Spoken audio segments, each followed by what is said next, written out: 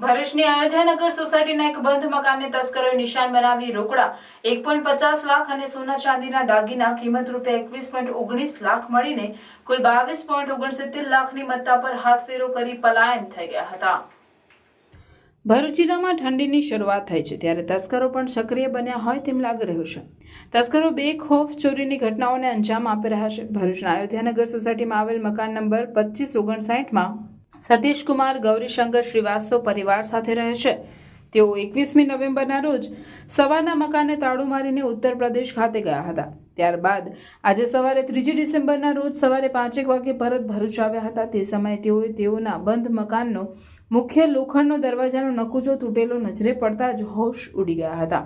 ત્યારબાદ મકાનમાં તપાસ કરતા લોખંડની તિજોરી ખુલ્લી હોય તેમાં ડ્રોવરમાં મૂકેલ સોના ચાંદીના દાગીના કિંમત રૂપિયા 21.19 લાખ અને રોકડા રૂપિયા 1.50 લાખની ચોરી થઈ હોવાનું માલુમ પડ્યું હતું।